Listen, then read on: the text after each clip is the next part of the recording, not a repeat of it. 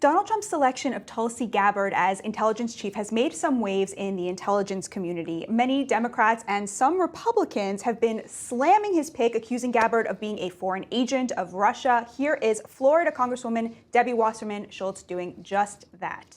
Tulsi Gabbard is someone who has met with war criminals, violated the Department of State's guidance, and secretly, clandestinely went to Syria and met with Assad, who gassed and attacked his own people with chemical weapons.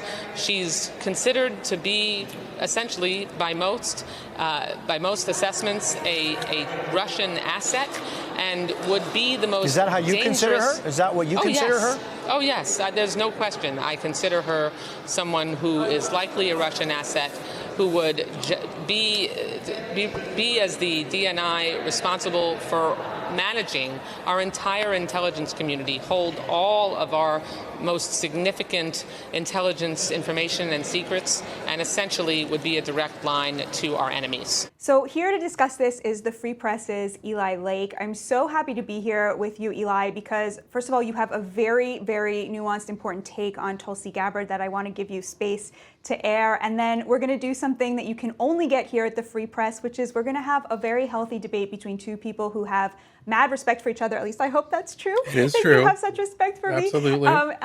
So I'm very excited to discuss this really important topic and this nomination. So first of all, Eli Lake, is it true? Is Tulsi Gabbard a Russian asset?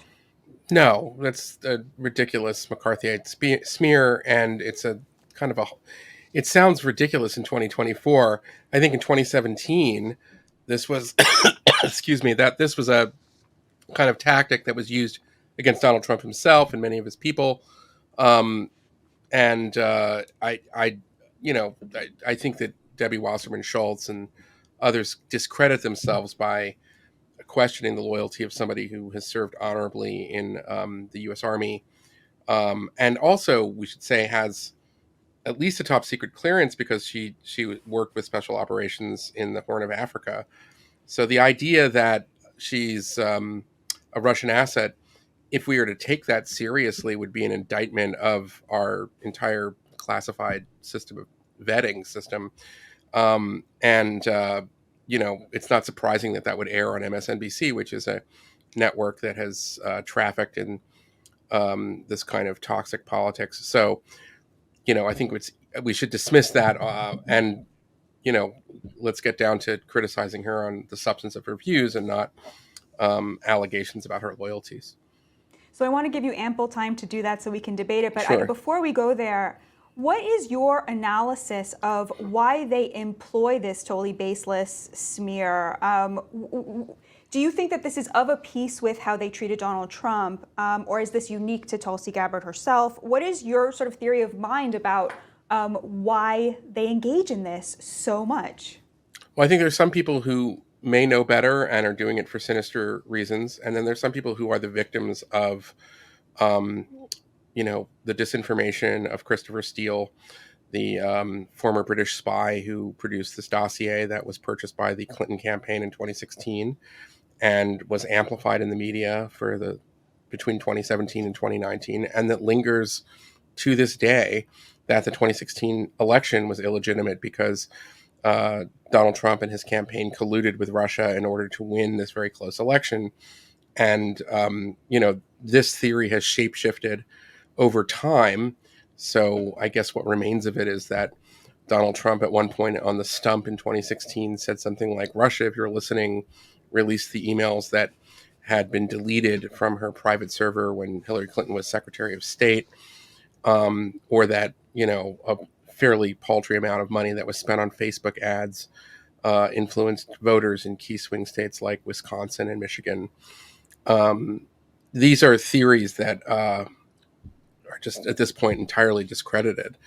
So it's frustrating to see people kind of continue along these lines, but they have built up an enormous audience, at least, on the progressive or liberal side of the aisle, and people whose brains have been broken by Trump. And, I'm somebody who, has been called all kinds of names, a militarist, a warmonger. I reject those, but I'm just saying I'm somebody who kind of comes at this from a hawkish perspective, and I'm appalled by this. But I also think that we should have a little bit of charity for people who, have been hoodwinked and bamboozled by, what was essentially a bull excrement campaign. Yeah, perhaps the greatest disinformation campaign in American And history. extraordinary. The people who Russiagate are hoax. most vigilant against disinformation have themselves been fallen prey to this kind of disinformation. So, um, I would like to turn the page and be done with this kind of thing.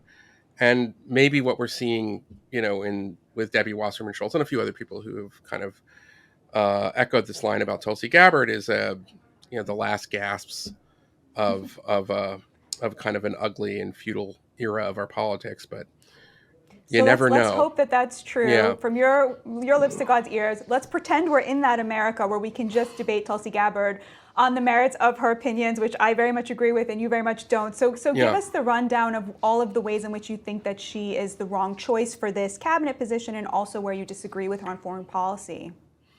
Well, I'm sympathetic to Donald Trump's desire to put an outsider into the role of the Office of the Director of National Intelligence.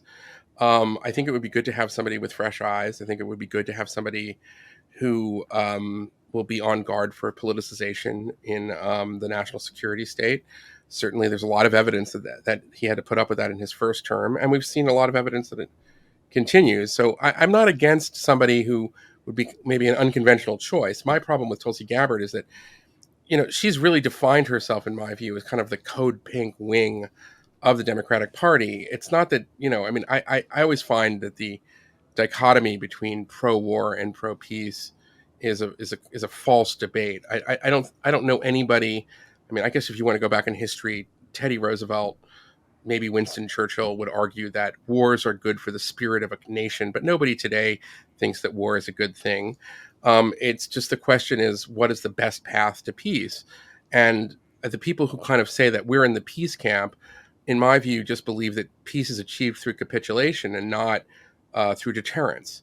So, in my view, Tulsi Gabbard has proven herself to be a capitulationist. She's somebody who, also, in my view, to her discredit, I'll just bring up the thing that most offends me is that, in 2022, only I think 4 or 5 days after Russia invaded Ukraine with the aim of extinguishing a sovereign nation, she called for a kind of both sides need to step away from the brink, and wasn't able to kind of call out the clear aggressor, and then argued that the spirit of aloha should prevail, and proposed that Ukraine should accept a kind of neutrality and not and its own population shouldn't get to sort of determine as a sovereign country its foreign policy, and should not be allowed to make any alliances with the West, and basically be at the mercy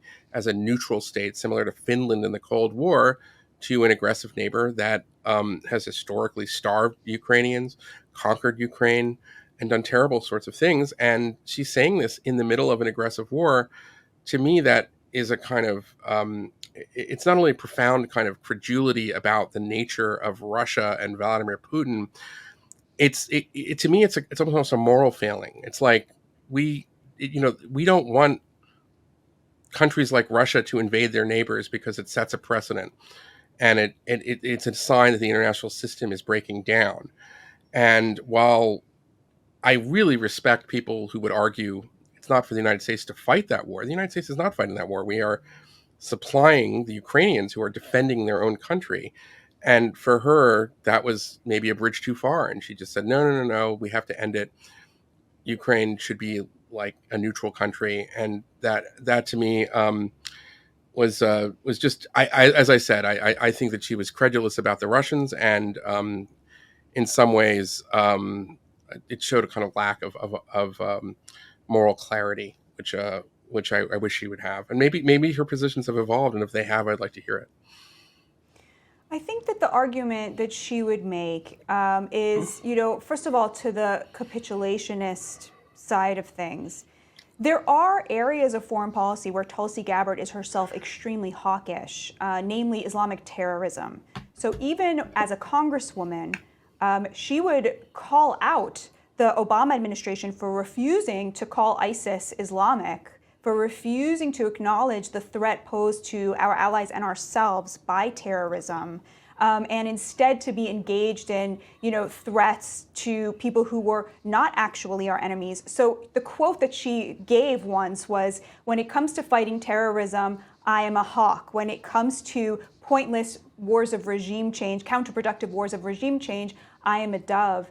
And I think that foreign policy tracks very closely both with Donald Trump's own foreign policy, the peace through strength, but also with how most Americans would feel about what our foreign policy should be, that when it comes to protecting American lives, we should go all out. We should be hawks about that. But when it comes to sort of reimagining the world along our values and in our image, we should be a lot more hesitant, both about sending troops, which I believe you are, but also about funding wars like that. And I would say that her early initial call for this kind of immediate negotiated peace was not a capitulation to Russia, was not credulous of Russia. I think what she was doing there was two things. The first was, according to Russia, a nuclear superpower, the kind of respect that we would demand for ourselves.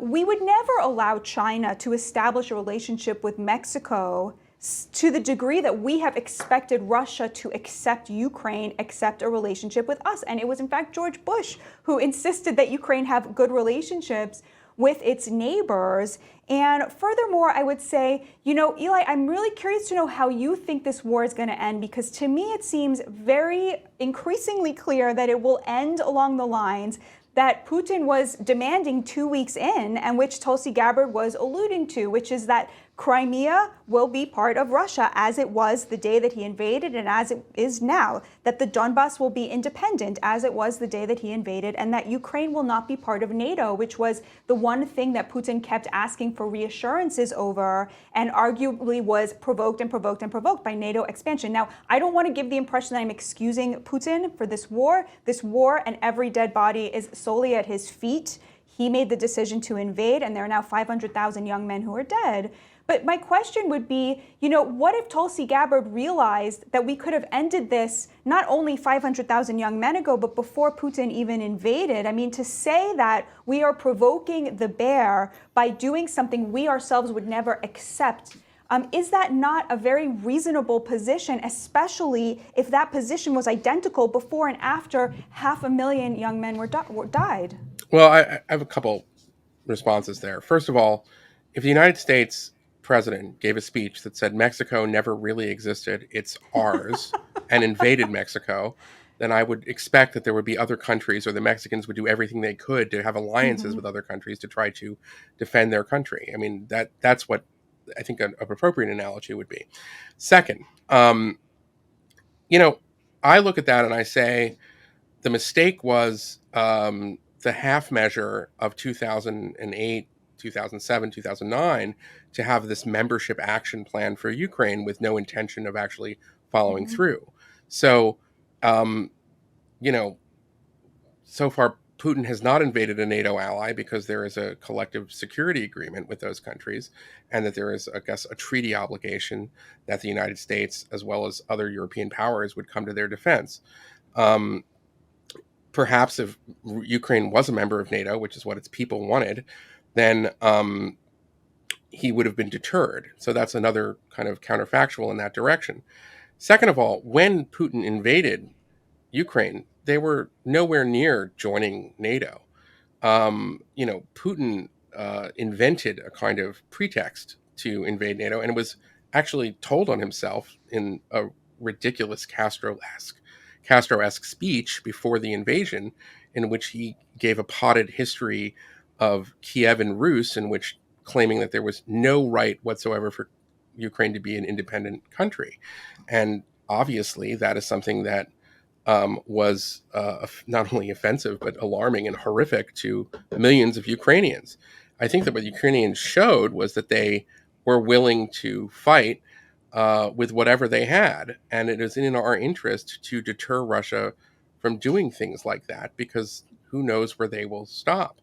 Um, and I just think when you're sort of talking about that, we sort of gloss over, well, what do the Ukrainians want? And the reason that this conflict started is because when the Ukrainians elected Viktor Yanukovych uh, for the second time in 2013, he had campaigned on having Ukraine join the EU, the European Union, and their economy. And Putin effectively vetoed that. The Ukrainian people knew that. And then there was, a rebellion in the streets. And the Ukrainians, of course, learned that Yanukovych had been stealing, billions of dollars from them. And he fled to Russia. What Putin is interested in is making Ukraine a puppet state. That is not that's not the same as sort of respecting another great power. That's just simply saying that we will allow Russia to reconstitute the Soviet Union. I don't want that, and I don't think lots of people living in the former Soviet Union who are in independent countries want that. And I don't necessarily think that that's something that the United States should send troops to defend. But I do think that if we can help countries that are willing to defend themselves, as Ukraine has ably shown it was willing to do, that's a good thing. The problem, in my view, is that Biden really has a lot of the blame here. He failed to deter Russia from doing this, which we might add, much to the surprise of many of the Debbie Wasserman Schultzes of the world, that Russia didn't invade Ukraine when Trump was president. But more importantly, he did everything he could in the run up to that invasion to try to pursue Gabbard-esque like policies. So he lifted or stopped enforcing the sanctions that Trump imposed on the Nord Stream 2 pipeline. He offered Putin all of this respect with a great summit. It didn't work. So I would argue that we've tried a kind of Tulsi Gabbard approach of respecting Russia as a great power, and he still ended up invading Ukraine. So again, I can't get into the head of Vladimir Putin. I don't think anybody really can. But I do think we can sort of point out that, the approach before the war, which was effectively, okay, please, let's try diplomacy, let's not do it. We knew that he was gathering and massing forces for 6 months before he did it, more than 6 months. And the response from the Biden administration was to tone everything down. Even when we had, the Russians dead to rights for, I think it's called the Colonial Pipeline hack, which briefly caused gas lines in the United States. He still didn't impose sanctions because he didn't want to provoke and taunt the bear. So I would say that we kind of we know what that kind of policy looks like. And, once he did, at first, Biden was very strong, much like after October 7th. But then he began micromanaging the war, and he began placing all kinds of limits on what the Ukrainians could do in response and defending themselves. And as a result, under Biden's rules, because he was providing the bulk of the hardware and the military supplies, he allowed the Ukrainians to basically fight for a tie. He extended the war. And I think, again, I'm not in favor of endless wars. I don't know anybody who is, but if you want a recipe for endless wars, that's the recipe for endless wars, is that you support, it's similar to the membership action plan, from 15 years ago. You make it seem like maybe Ukraine will be part of NATO, but with no intention of actually following through in the final analysis. And all you end up doing is, creating false hopes and angering and freaking out the Russians. Whereas a more decisive presidencies, and this is not just Biden, and it goes back to George W. Bush, it goes back to Obama, should have thought about this better. But I keep going back to another thing, too, which I think is missing in all of this, which is that at the end of the Cold War, there was something called the Budapest Memorandum, where the Ukrainians gave up the nuclear weapons that were based in its own territory in exchange for security guarantees from the United Kingdom, the United States, and Russia. Russia violated that agreement. And I'm just saying that when you have powerful countries, nuclear armed countries, that violate their word like that, there ought to be some consequences. And those consequences, I don't think are really effective. It's just a matter of like international sanctions, which really haven't worked. Those sanctions should be, okay, we're gonna arm your foes to the teeth. And I don't feel like guilty about it because the Ukrainians themselves are in the fight. They want this fight. They're defending their country, and we're helping them. And I think that that's honorable. Now, it may be that Zelensky will say the cost is too high and he will accept a compromise where Crimea will remain part of Russia, and the Donbass will be independent and basically part of Russia. And in some ways, he will lose a lot of Ukrainian territory and all of that. But I think that the quo to that quid ought to be that then Ukraine's part of NATO. But again, that's just me. I think that is basically the Ukrainian position. I mean, we're a little bit far afield, but my point here is that, you know, Tulsi Gabbard is much closer to at least the pre-invasion of Ukraine to Biden, and I think a lot of her defenders would like to say. And it's not just on that. I mean, just to bring up another problem I have with her, she was a major critic in Trump's first term of some of his best initiatives. She said there was zero justification for taking out Qasem Soleimani, the head of Iran's dreaded Quds Force, responsible for its ring of fire strategy against Israel, putting up all these terrorist proxies. I applaud her for her tough line on Sunni terrorism, but what about the terrorism that is sponsored by Iran? And she said there was no justification for that. I mean, to me, that again showed the kind of lack of moral clarity and credulity that I would like to not see in a director of national intelligence. Unlike some people who've been critical of her, if her views have evolved and she changes her tune, and she says so during Senate confirmation hearings, I'd like to hear it. I'm open to that. But at least if she's going to stick to that line now, then I don't know. At this point, I'm sort of like, all right, you know, like Trump can do better. Well, we have to leave it there. Thank you so much, Eli. This was really, really fun and illuminating. Obviously, much more to discuss, but we'll have you back soon.